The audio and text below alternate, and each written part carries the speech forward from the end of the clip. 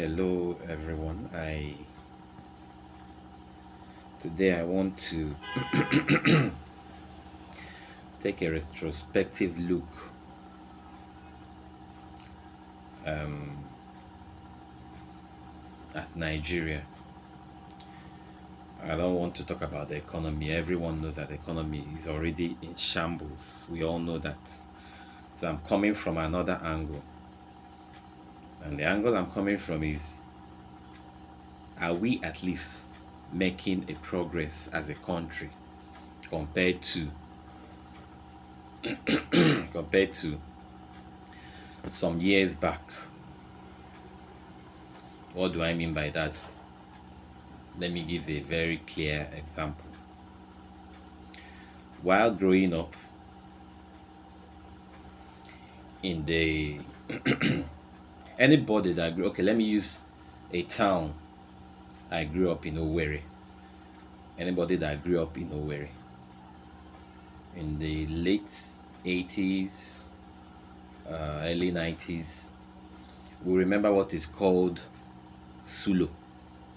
Sulo is a form of refuse disposal that they use in evacuating refuse. Then street by street, town by town in Owerri, you see those orange colored sulos, as they call it. They will come.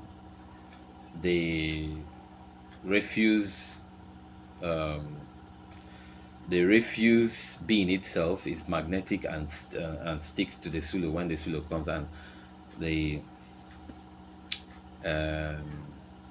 when they come to evacuate it, the sulo sticks on it. There's a technology, it sticks on it magnetically and pours into the truck. Everything mechanized, and it goes. I remember while growing up, I took interest in watching that. Today, I've not seen any Sulu again. No town in Nigeria has that Sulu. If I'm not mistaken, that was during the military era. We are in the democratic era. So, I don't understand how, excuse me, I don't understand how years back we are supposed to be making progress, aren't we? But now, many years after, it seems we are retrogressing as a country. Now all you see are those open tippers with people tying their nose, sitting inside the tipper. Some, as they are going to evacuate it, some are falling on the road and all that and all that. That's what we get now. It's now the norm. Instead of progressing, we seem to be retrogressing. That's the main thing I'm trying to examine in this country. Where are those Sulos? Why were things more organized then than now in terms of refuse evacuation? Let's even leave Owerri. Let's talk about Asaba. In the present day Asaba, ask anybody that is staying in Asaba. It has reached the point where people, government officials, come to threaten you. Go and ask anybody living in Asaba. Government officials come to threaten you in your house and that you've not paid for refuse disposal. They are going to arrest you with police. They are going to come to your house and arrest you if you don't pay. All the people in your yard have paid.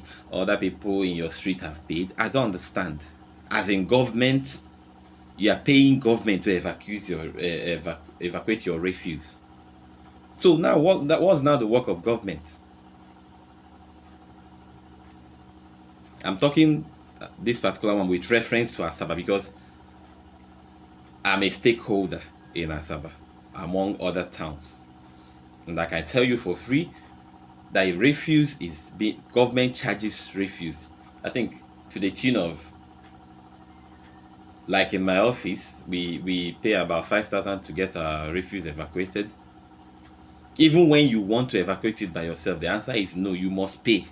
And when you pay, it might take 2 months. They've not even evacuated it. They are more interested in enforcing and sealing your office and sealing your house for you to pay. Government is being paid to evacuate refuse. I hope you are getting where I'm going to. What is now the role of government if you pay them to evacuate your refuse? I thought that is part of government responsibility. That's with reference to Asaba.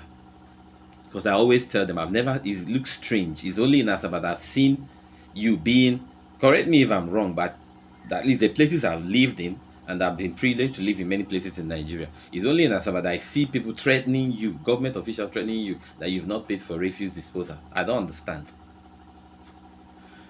That one is aside. Apart from this one, you now see a contractor, a government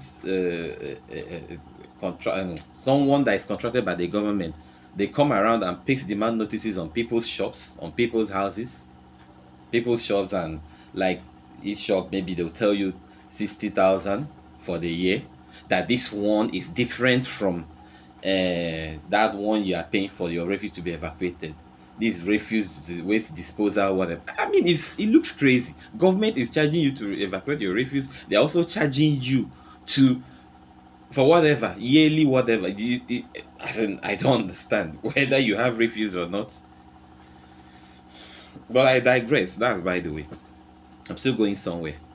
Remember, I'm saying, are we progressing or retrogressing as a country? I know everything about life. Your present is supposed to be better than your past. But in Nigeria, it looks otherwise. I've talked about refuse disposal. Let's go to water. Water supply. I also remember while growing up, I keep referring to it because that's where I grew up. That's where I was born and bred before exigencies of life took me out of there.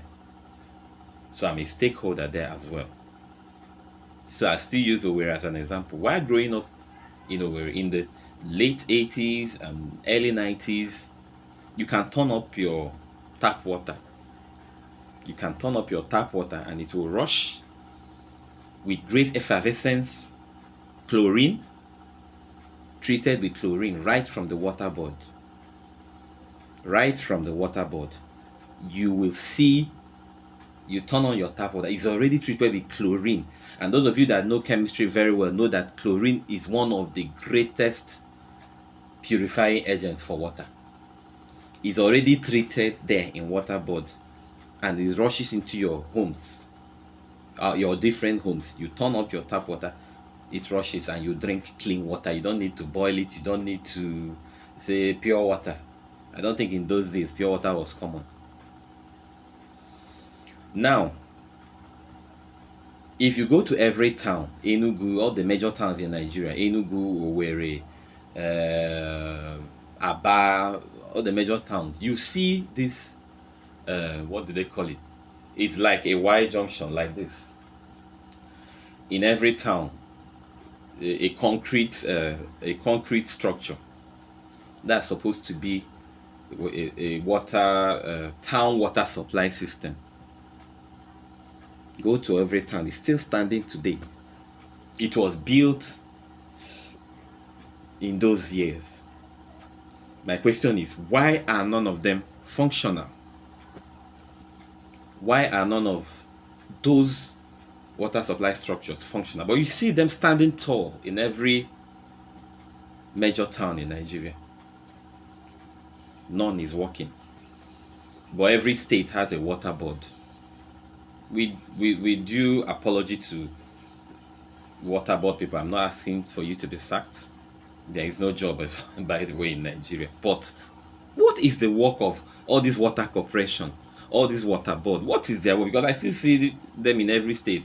Imo State Water Corporation, this Enugu State Water Corporation. What is their duty? Because you can't turn on tap now in your house and water will rush. As you are building your house, you are already budgeting to dig a borehole. Every person has a borehole.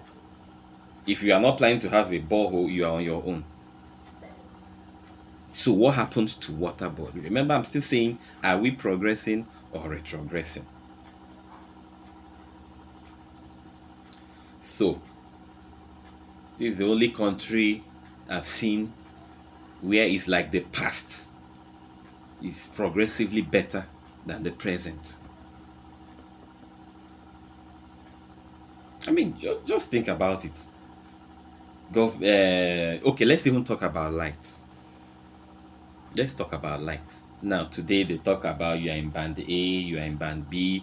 For years in your street, you might just be on low current. Even that water you've managed to dig the borehole and you're supplying yourself water that government is supposed to supply you.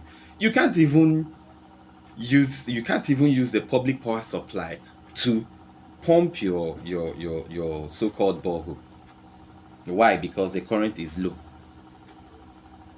So from month to month, you still have to be thinking, incurring additional costs, thinking of how to get what's it called, fuel to still power your generator and now pump water. If you're unable to do that, the low current constantly supplied cannot do anything. From month to month, the public whatever EDC, BEDC, AEDC, or whatever DC they call themselves, consistently give you low current. But years past, when they were called NEPA, when we were even vilifying them, that it has turned out that they were really better then. So my topic is, why are we retrogressing in every aspect? Are we not supposed to be progressing? Why is it that the past looks better? Why? I don't understand it. I mean, I sat down, I thought of it. Why? They said democracy is better. But most of these things I was telling you were happening in the military era. I'm not asking the military to come back. Yet, no. But I'm just curious to know why it seemed as worse as the military was, as they painted them. There was no accountability. There was no state house of assembly. There was nothing. Even the house of assembly we have now and the national assembly, it's not about Natasha hates what's his name, what's this man's name, Ababio doesn't like Natasha. Sit down. No serious thing about the progress of the country being discussed. Who would they come to PDP? Their party is now majority. This one, that one. As in nothing progressive. All the little things. In fact, I pity kids of today. Some of them don't know that there used to be a time in Nigeria when you just turn on your tap and water will rush with chlorine already treated in the water, but rush into your homes. This one now, the trending thing is pure water, if at all it's pure. Who will you ask? Were you there when they were treating it? Everybody, pure water, pure water. That's the running thing everywhere. Nobody talks about the fact that you can't turn on your tap and drink water again in any town in Nigeria, for that matter. In every aspect, we seem to be retrogressing. Let's even talk about sports. I'm one of the people that like sports. I'm sure some of you like sports too. Okay, let me not generalize. Let's talk about football. In local football, there is only CAF Champions League in Nigeria. Only one team has won it in Nigeria, Enyimba. They've won it twice since the competition started.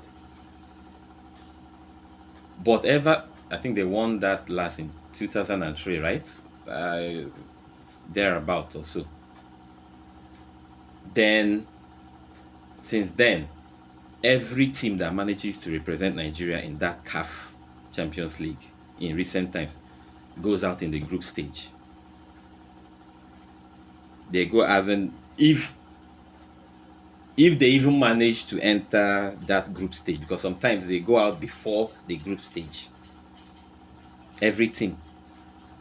But years back, Enyimba beat the big names, Zamalek, the rest of them, Al Hilal, all those big teams in the northern African part of North Africa that seem to be dominating it now with South Africa teams. We beat them and won it twice. But now, nobody. Let's come to the current one, the Super Eagles now. Everybody is carrying different brands of calculator. Pressing. If they deduct 3 points from South Africa, we might go. But when Africa had only 3 representatives, Nigeria went seamlessly. Yes, they went seamlessly. Now we have 10 slots for Africa. We are pressing calculators. Even when we had, excuse me, was it 6? Just some years back.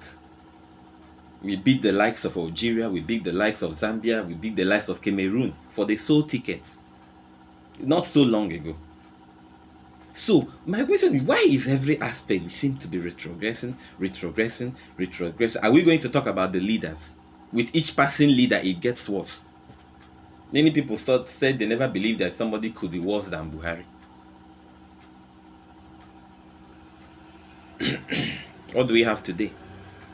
I said I will not talk about economy, but I'm just trying to give you an instance that one is already a settled matter, that we've retrogressed. The economy is already in shambles. Every day now the topic is dollar rate. Dollar has crashed. Dollar is doing well. When you look at doing well, the dollar is doing well at 1,005 something. This is dollar that some of us were alive to see at 22 naira under Abacha. The same military. I'm like I said, I'm not saying military should come back. Nobody said military is the best form of government. No, but I'm saying things because that's when my own growing up was mostly during when the military was in power. I wasn't so old, but under Abacha, I have started knowing something. And I knew under Abacha, as bad, as devilish as Abacha was painted, and he might be, it's not up to me to judge him. Dollar was 22 naira to a dollar. 22 naira to a dollar. I don't want to talk about the time when naira was even higher. I don't want to talk about that one. In the 70s. Maybe I wasn't born then, but we all have history to refer to. There was a time you have like 0.73 kobo to a dollar. There was a time like that. And if you talk, they tell you for the naira to bounce back, Nigeria should start producing. So now, are we not supposed to be producing? What was the secret then? Were we producing better then? So if we were producing better then, for the naira to be at 0.73 kobo to a dollar, naira bigger than dollar, it means we are doing better then. So why is everything progressively retrogressing? Why? You say we should be producing. Okay, I remember there was a time Michelin was in Nigeria. Michelin producing. There was a time Peugeot Automobile was here producing. There was a time, I remember Peugeot Automobile Nigeria, that's PAN, what we used to call PAN, 504, all those things. They were here in Nigeria. There was a time Dunlop was here in Nigeria. All of them ran away because of unfavorable. So what are you telling me? Why is everything retrogressing? Why? It's a good question. Meanwhile, everybody is dancing democracy. When you look at the so-called democracy, sometimes you begin to wonder, maybe we should get our own special brand of whatever crazy. Get our own special brand, because democracy here is so annoying. It's so annoying. Somebody will be the president of the country. He will not sit down at one place. Every now and then he's off for a working visit in another country. Why don't those, even the councillor, if the simplest councillor of those countries don't come here for a working visit, it's always our own presidents that have a working visit to go and do, to bring investors. It's so annoying. Which aspects can we say we've made progress, if not retrogression? Which aspects? Which aspect of it? Which aspect of the country? And people will tell you, it's the signs of the end time. Signs of the end time. Must the end time start in Nigeria? All these countries are doing well. Why is the end time not starting there? I'm a Christian, I believe in end time, yes, but yes, it might be or might not be, but even if it's the signs of the end time, why is the end time starting in Nigeria? Why is the dollar not 1 naira to a dollar. Let's even leave when the naira was higher than it, 0.73 kobo to a dollar. So why is that end time choosing to start in Nigeria? Why? The generator I have in my house, I bought it, I think 50,000. I bought that generator 50,000. And funny enough, the brand is still in the market now. I think how many horsepower now? Can I remember? Is it 6.6 horsepower? Be 9, but a very big gen anyway. Ruby red. I went there to price. I saw it in the market. I was like, wow, because I really enjoyed the gen, and it's still functional. I saw the gen. I asked them how much. They said 250,000. How many years ago? Okay, let me say, I'm being dragged to talk about economy and inflation again. There is inflation. Make no mistake about it. I'm not saying, but our own inflation is crazy. How come something I bought 50k within the space of how many years is now 250k? I said I will not be dragged into talking about economy, but it's tempting. Let me leave that side. What I'm really talking about is this progressive retrogression in this country. Do you think there is any way out of it? Can we ever go back to that era of turning your tap on and with great effervescence, chlorine treated water will rush out? Can we ever go back to that time when you turn on your light, it will be full current and you'll be turning off your fridge to defrost? Can we get back to that era of Sulo, those orange colored trucks, magnetic trucks that come and pick the refuse dumps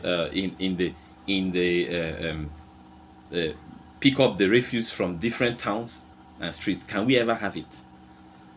And stop this barbaric method of open tippers carrying dead. Some will be falling on the road. If you are driving behind, if you are not careful, you can even fall on your bonnet. Some will enter your nose if you are not careful. Can we ever get back to those era? This is 2025, for crying out loud, and things seem to be going backward. Why? May God help us.